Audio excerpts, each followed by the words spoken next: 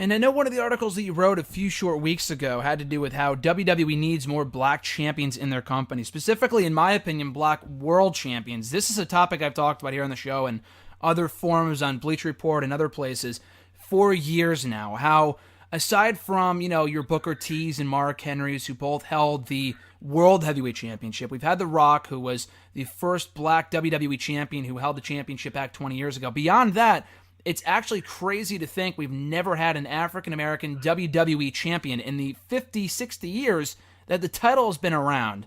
Now, I haven't gotten the chance to read your entire article yet, but have you had the chance to kind of think about who from the current roster could be that guy? I mean, obviously the Universal Championship is an option too, but I'm thinking solely the WWE title here. There's guys from, Apollo Crews and other people between Raw and SmackDown and NXT as well, Keith Lee currently. Do you think there's anyone on the current roster who could be that guy to be the next Black World Champion in WWE?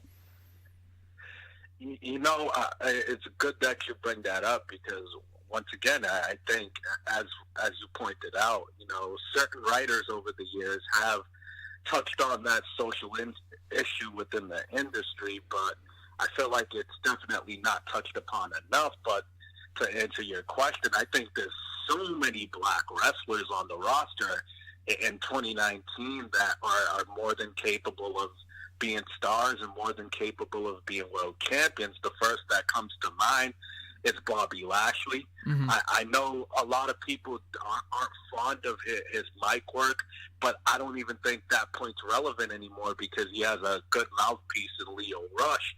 So I think if WWE makes it a good job to present him as the badass that he is, then I think he could be on path to being a serious world champion. And let's be honest, there's not a lot of believable challengers left for Brock Lesnar, and we want the title in the full-time rotation on television. So I definitely see Bobby Lashley as a worthy contender for a world title. And then another guy on NXT, Velveteen Dream, certainly oozes the charisma.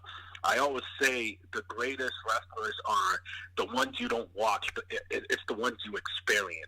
You have to hang on every word and hang on every motion when they walk out through the curtain, and Velveteen Dream's the definition of that. He is just so different. He's such a good storyteller.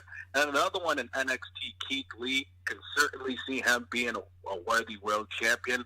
And then to go back to the main roster, I think guys like R-Truth, if they were to give him a veteran run that I feel like he's worthy and he deserves, everything the WWE gives him, he makes it entertaining. I think that counts for something, and he's found a way to stay steadily employed in the wrestling industry for 15 plus years.